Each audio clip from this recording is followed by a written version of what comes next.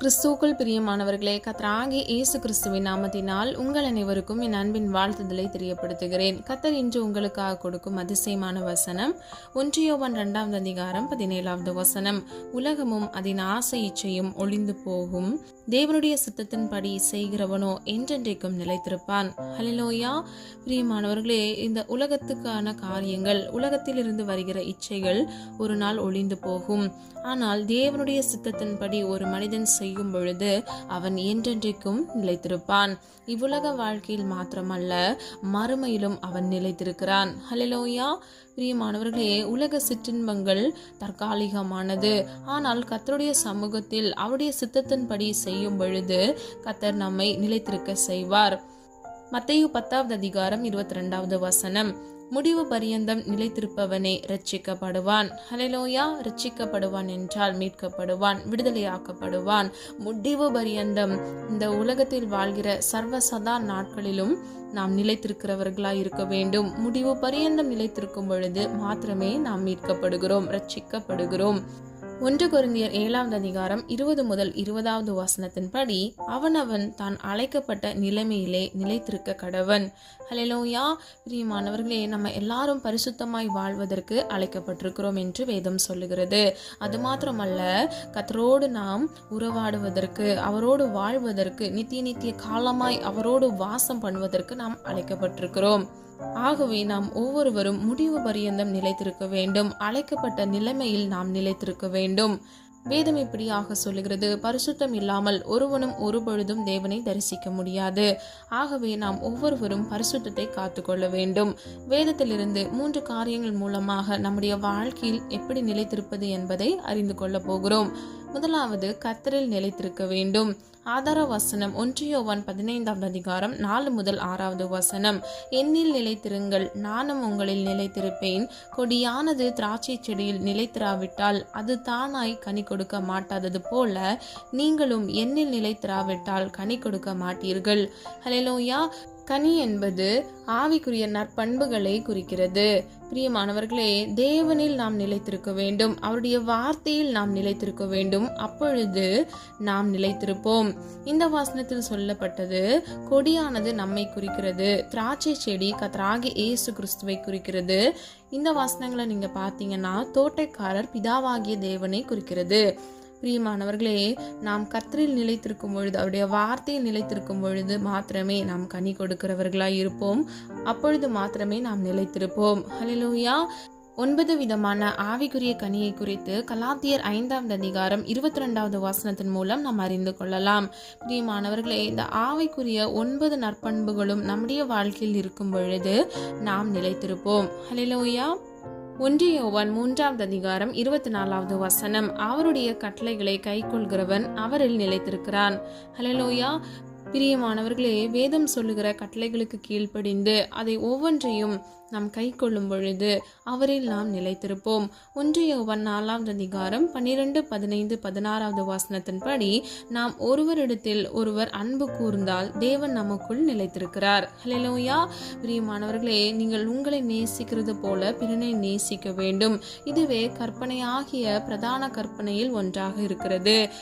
அது மாத்திரமல்ல, நீங்கள் அன்பு செலுத்தும் பொழுது கர்த்தர் உங்களுக்குள் நிலைத்திருக்கிறார், உங்களுக்குள் வாசம் பண்ணுகிறார். 2வது, கர்த்தருடைய வார்த்தையில் நிலைத்திருங்கள். ஆதார வசனம் யோவான் 15:7 வசனம். நீங்கள் என்னிலும் என் வார்த்தைகள் உங்களிலும் நிலைத்திருந்தால் நீங்கள் கேட்டுக்கொள்வது எதுவோ அது உங்களுக்கு செய்யப்படும். ஹல்லேலூயா. பிரியமானவர்களே, நாம் கர்த்தருடைய வார்த்தைகளுக்கு கீழ்ப்படிந்து அந்த வார்த்தையின்படி நடக்கும் பொழுது, அதை கை கொள்ளும் பொழுது நாம் கர்த்தருடைய சமூகத்தில் கேட்கிற எல்லா விண்ணப்பங்களுக்கும் பதில் கிடைக்கிறது. ஹல்லேலூயா. நீங்கள் கேட்டுக்கொள்வது எதுவோ அது உங்களுக்கு கொடுக்கப்படும். பிரியமானவர்களே, யாரெல்லாம் விசுவாசிக்கிறீங்க? கேட்கிற எவனும் பெற்றுக்கொள்வான் என்று வேதம் சொல்லுகிறது. நீங்கள் ஒவ்வொருவரும் அவருடைய வார்த்தையில் நிலைத்திருக்கும் பொழுது, கர்த்தரில் நீங்கள் நிலைத்திருக்கும் பொழுது நிச்சயமாக உங்கள் ஜெபத்திற்கான பதிலை அவர் ஆமென்றும் ஆமென் என்றும் உங்களுக்கு கட்டளையிடுவார். உங்கள் சிறையிருப்பை மாற்றுவார். உங்களுக்கான ஆசீர்வாதத்தை ஏற்ற வேளையில் உங்களுக்கு கட்டளையிடுவார். யோவான் 8:31 வசனம். நீங்கள் என் உபதேசத்தில் நிலைத்திருந்தால் மெய்யாகவே என் சீஷராய் இருப்பீர்கள். ஹல்லேலூயா. பிரியமானவர்களே, கர்த்தராகிய இயேசு கிறிஸ்து மத்தேயு முதல் லூக்கா சுவிசேஷ புத்தகங்கள்ல பல உபதேசங்களை நமக்கு கொடுத்திருக்கிறார். அந்த உபதேசங்களின்படி நாம் நடக்கும் பொழுது, அந்த உபதேசத்தை நாம் படிக்கிறவர்களாய் மாத்திரமல்ல அதை கை கொள்கிறவர்களாய் இருக்கும் பொழுது மெய்யாகவே நீங்கள் அவருடைய சீஷர்களாய் இருப்பீர்கள். ஹல்லேலூயா. பிரியமானவர்களே, எவ்வளவு பாக்கியமான காரியம் பார்த்தீங்களா? நம்ம உபதேசத்துக்கு கீழ்ப்படியும் பொழுது, நம்முடைய வாழ்க்கையில் அதை நடைமுறைப்படுத்தும் பொழுது நிச்சயமாக நாம் ஒவ்வொருவரும் கர்த்தருடைய சீஷராக இருக்கிறோம். மத்தேயு 4வது அதிகாரம் 4வது வசனம், அவர் பிரதியுத்தரமாக, மனுஷன் அப்பத்தினாலே மாத்திரமல்ல தேவனுடைய வாயிலிருந்து புறப்படுகிற ஒவ்வொரு வார்த்தையினாலும் பிழைப்பான் என்று எழுதியிருக்கிறதே என்றார். ஹல்லேலூயா. பிரியமானவர்களே, கர்த்தருடைய வார்த்தை வல்லமை நிறைந்தது. அவர் சொல்ல ஆகும், அவர் கட்டளையிட நிற்கும். பிரியமானவர்களே, மனுஷன் அப்பத்தினால் மாத்திரமல்ல தேவனுடைய வாயிலிருந்து புறப்படுகிற ஒவ்வொரு வார்த்தையினாலும் அவன் பிழைத்திருக்கிறான். ஹல்லேலூயா. வேதம் இப்படியாக சொல்லுகிறது. யோவான் 1வது அதிகாரம் 1வது வசனத்தின்படி, ஆதியில் வார்த்தை இருந்தது, அந்த வார்த்தை தேவனிடத்தில் இருந்தது, அந்த வார்த்தையே தேவனாக இருந்தது. ஹல்லேலூயா. பிரியமானவர்களே, அவர் சொல்ல ஆகும், அவர் கட்டளையிட நிற்கும். அது மாத்திரமல்ல, நம்முடைய வாயிலிருந்து சொல் புறவா முன்னே அது என்னவென்று கர்த்தர் அறிந்து வைத்திருக்கிறார். ஆகவே அவர் எல்லாவற்றையும் அறிந்து ஆராய்ந்திருக்கிற தேவன். அவர் செய்ய நினைத்தது ஒரு நாளும் தடைபடாது. கிரகிக்க முடியாத காரியங்கள், அற்புதமான காரியங்களை நம்முடைய வாழ்க்கையில் செய்ய வல்லவர். அவரால் செய்ய முடியாத அதிசயமான காரியம் ஒன்று உண்டோ என்று வேதம் சொல்லுகிறது. இன்றைக்கு பிரியமானவர்களை, நீங்கள் ஒவ்வொருவரும் அவருடைய வார்த்தையில் நிலைத்திருக்கும் பொழுது, உபதேசத்திற்கு கீழ்ப்படியும் பொழுது, கட்டளைகளை கை கொள்ளும் பொழுது கர்த்தர் உங்களை ஆசிர்வதிப்பார். ஹல்லேலூயா. நிலைத்திருக்கச் செய்வார். கடைசியாக 3வது, கர்த்தருடைய அன்பில் நிலைத்திருங்கள். ஆதார வசனம் யோவான் 15வது அதிகாரம் 9 முதல் 10வது வசனம், பிதா என்னில் அன்பாயிருக்கிறது போல நானும் உங்களில் அன்பாயிருக்கிறேன். என்னுடைய அன்பிலே நிலைத்திருங்கள். நான் என் பிதாவின் கற்பனைகளை கை கொண்டு அவருடைய அன்பிலே நிலைத்திருக்கிறது போல நீங்களும் என் கற்பனைகளை கை கொண்டிருந்தால் என்னுடைய அன்பிலே நிலைத்திருப்பீர்கள். ஹல்லேலூயா. பிரியமானவர்களே, பிதா இயேசு மீது அன்பாயிருக்கிறார். அது மாத்திரமல்ல, 2வது பகுதியை பாருங்க. என்னுடைய அன்பிலே நிலைத்திருங்கள். நான் என் பிதாவின் கற்பனைகளை கை கொண்டு அவருடைய அன்பில் நிலைத்திருக்கிறது போல. ஹல்லேலூயா. அப்போ நம்ம கர்த்தராகிய இயேசு கிறிஸ்து மீது அன்பு செலுத்துகிறோம் என்று வாயினால் சொல்கிறதல்ல, நம்ம கிரியையில வெளிப்படுத்த வேண்டும். பிதாவாகிய தேவனுடைய கற்பனைகளை கர்த்தராகிய இயேசு கிறிஸ்து கை கொண்டது போல நாமும் நமக்கென்று கொடுத்த கற்பனைகளை கை கொள்ளும் பொழுது நாம் கர்த்தராகிய இயேசு கிறிஸ்துவிலும் பிதாவாகிய தேவனுடைய அன்பிலும் நிலைத்திருப்போம். ஹல்லேலூயா. பிரியமானவர்களே, கற்பனைகளை கை கொள்ளும் பொழுது நாம் ஒவ்வொருவரும் நிலைத்து நிற்கிறோம். 1 யோவான் 4வது அதிகாரம் 16வது வசனம் 18வது வசனம், தேவன் அன்பாகவே இருக்கிறார். அன்பில் நிலைத்திருக்கிறவன் தேவனில் நிலைத்திருக்கிறான். ஹல்லேலூயா. பிரியமானவர்களே, ஒரு மனிதனுக்குள் அன்பு இருப்பது என்பது மிகவும் அவசியமாக இருக்கிறது. ஏன் தெரியுமா? தேவன் அன்பாக இருக்கிறார். ஆகவே நீங்களும் நானும் அதே அன்பை பிறருக்கு வெளிப்படுத்த வேண்டும்.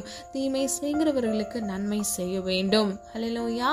பிரியமானவர்களே, உங்களை நிந்திக்கிறவர்களுக்காக நீங்கள் ஜெபிக்க வேண்டும். உங்களை சபிக்கிறவர்களை நீங்கள் ஆசீர்வதிக்க வேண்டும் என்று வேதம் சொல்லுகிறது.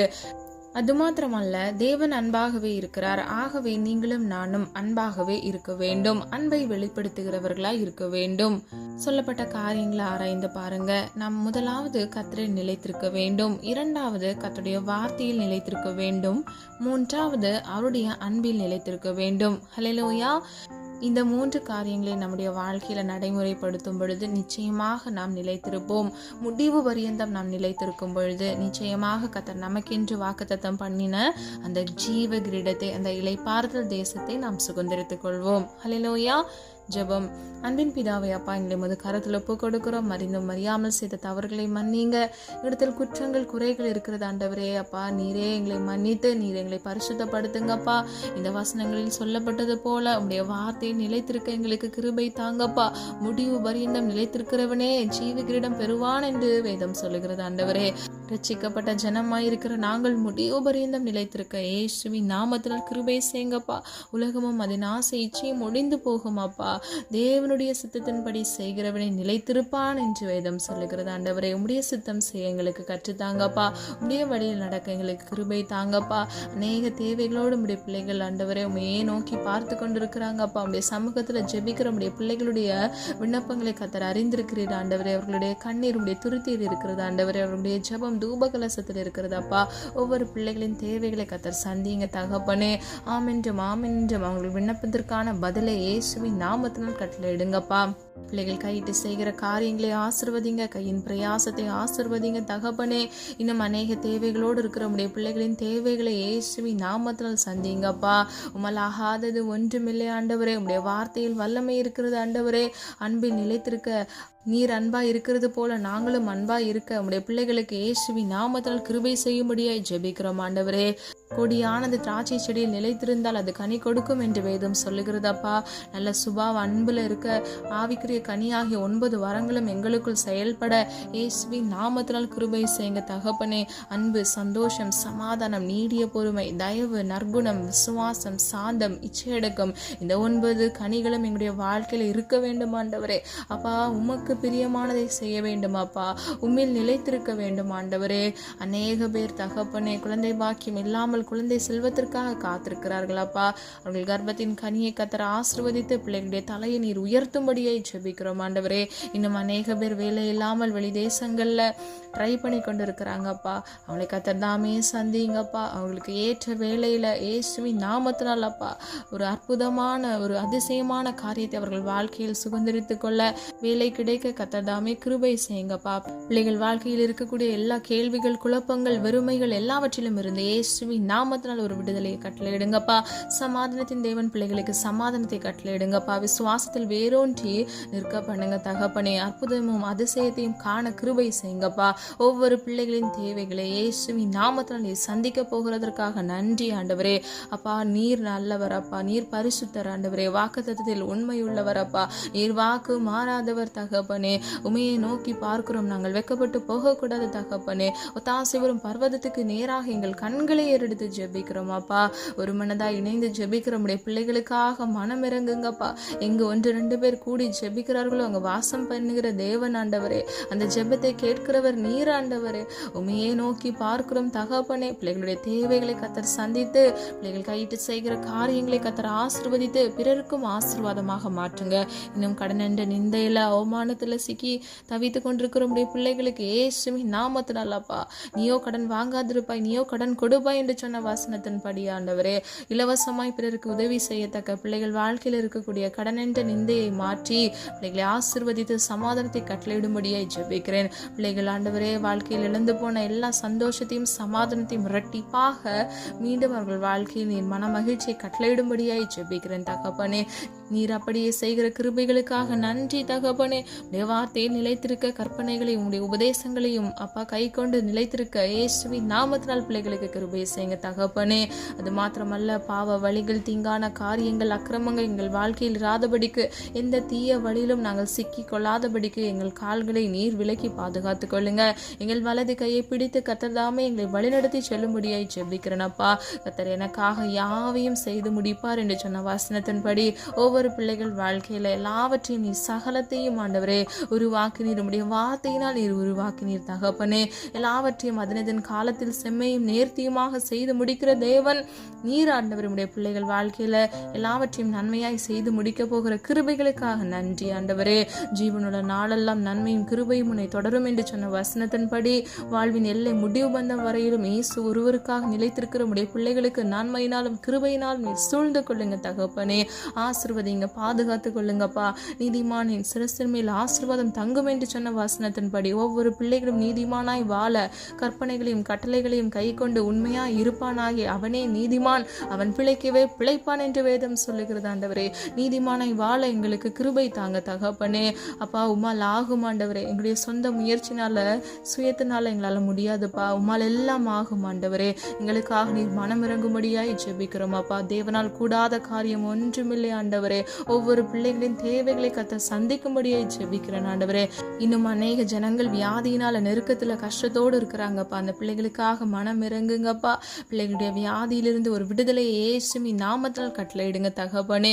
பரம்பரை வியாதியாக இருக்கலாம், சில சாபங்கள் வழிவந்த பிரச்சனைகளாக இருக்கலாம், செய்வனை மந்திர கட்டுகள் நிமித்தமாக பிள்ளைகள் வாழ்க்கையில போராட்டங்கள் இருக்கலாம், சத்ருவின் தந்திரங்கள் நிமித்தமாக பிள்ளைகள் வாழ்க்கையில போராட்டங்கள் இருக்கலாம்ப்பா.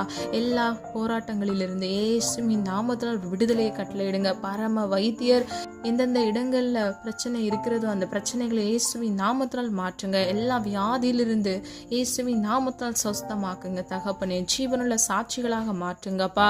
எண்ணற்ற அற்புதங்களை நீர் செய்திருக்கிறீர் ஆண்டவரே.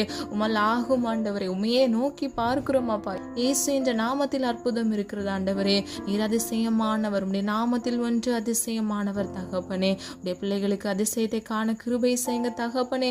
வாக்குத்தத்தத்தில் உண்மையுள்ளவர் ஆண்டவரே. எங்களுக்காக நீர் கொடுத்த இந்த வசனத்தின்படி தகப்பனே, உலகமும் அது நிச்சயம் ஒளிந்து போகுமாப்பா. உடைய சித்தத்தின்படி நிலைத்திருக்க ஆண்டவரே, நாங்கள் மீட்கப்பட்ட ஜனங்களாக மாற இயேசுவின் நாமத்தினால் எங்களுக்கு கிருபை செய்யுங்கப்பா. ஒவ்வொரு பிள்ளைகளையும் ஆசீர்வதிங்க, பாதுகாத்துக் கொள்ளுங்க. இம்மட்டும் காத்து வழிநடத்தி வந்த தேவன் இனிவரும் நாட்களிலும் கண்மணி போல் உடைய பிள்ளைகளை பாதுகாத்துக் கொள்ளுங்க. நாளை தினத்தின் தேவைகளை குறித்து கலங்காதே என்று வேதம் சொல்லுகிறதப்பா. நாளை தினத்தின் தேவைகளை கர்த்தர் சந்தித்து எங்களை வழிநடத்தி சொல்லும்படியாய் ஜெபிக்கிறோமாப்பா.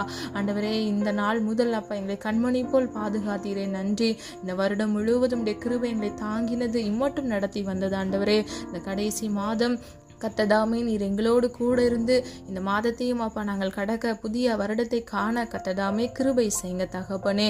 ஒவ்வொரு பிள்ளைகள் குடும்பங்கள் இருக்கக்கூடிய எல்லா விதமான போராட்டங்கள் பிரச்சனைகளை இப்பொழுது இயேசுவின் நாமத்தினால் மாற்றி அற்புதத்தை காண கிருபை செய்யுங்க தகப்பனே. இந்த காணலை கேட்டுக்கொண்டிருக்கிற நம்முடைய பிள்ளைகள் ஆண்டவர் ஏதோ கேட்டோம் போனோம் என்று இருக்கக்கூடாதப்பா. அற்புதத்தை அவர்கள் வாழ்க்கையில் சுதந்திரித்துக் கொள்ள வேண்டும் ஆண்டவரே. இயேசுவின் நாமத்தினால் அதிசயமானவர் அதிசயத்தை கட்டளையிடும்படியே ஜெபிக்கிறோம் ஆண்டவரே. நீர் அப்படியே செய்கிறதற்காக நன்றி அப்பா. எங்களிடத்தில் அநேக குற்றங்கள் குறைகள் இன்றும் காணப்படுகிறது ஆண்டவரே. தயவாய் அதை மன்னித்து நீர் எங்களை அப்பா உடைய சித்தத்தின்படி பரிசுத்தவானாய் மாற்றி நீதிமானாய் மாற்றி சொல்லப்பட்ட ஒவ்வொரு ஆசீர்வாதங்களையும் நாங்கள் சுதந்திரித்துக் கொள்ள ஒவ்வொரு பிள்ளைகளையும் தகுதிப்படுத்தி ஆசீர்வதிங்க, காத்துக்கொள்ளுங்க, பொறுப்படுத்திக் கொள்ளுங்க. உடைய நாம மகிமைப்படுவதாக. நிச்சயமாக முடிவு உண்டு. உன் நம்பிக்கை வீண் போகாது என்று வேதம் சொல்லுகிறதப்பா. உன் மீது வைத்திருக்கிற நம்பிக்கை வீண் போகாதவாறு கர்த்ததாமே நீர் எங்களை பாதுகாத்து நீர் எங்களை வழிநடத்தும்படியாய் ஜெபிக்கிறேன். உடைய நாம மகிமைப்படுவதாக. எங்களை தாழ்த்துகிறோம், வெறுமையாக்குகிறோம். ஜெபித்த ஒவ்வொரு ஜெபங்களுக்கும் நீர் ஆம் என்றும் ஆமென் என்றும் பதில் கொடுக்க போகிறீர். அதற்காக நன்றி செலுத்துகிறோம் அப்பா. எங்களை தாழ்த்துகிறோம், வெறுமையாக்குகிறோம் ஆண்டவரே. எங்களை மண்ணென்று நினைவு கூறுகிறோம் அப்பா. எங்களுக்காக நீர் எல்லாவற்றையும் செய்து முடிக்க போகிற கிருபைகளுக்காக நன்றி. உடைய நாம மகிமைப்படுவதாக. இயேசுவின் மூலம் ஜெபிக்கிறோம் பிதாவே, ஆமேன். கர்த்தராகிய தேவன் தாமே உங்களுடைய வாழ்க்கையை வெளிச்சமாய் மாற்றி கர்த்தருடைய வார்த்தையில் நிலைத்திருக்கிற உங்களுக்கு சுகத்தையும் ஆசீர்வாதத்தையும் கட்டளையிட்டு உங்களை பாதுகாப்பாராக. God bless you. இந்த வீடியோ உங்களுக்கு பிடிச்சிருந்துச்சுன்னா லைக் பண்ணுங்க, சப்ஸ்கிரைப் பண்ணுங்க மற்றும் பெல் ஐகான் கிளிக் பண்ணுங்க.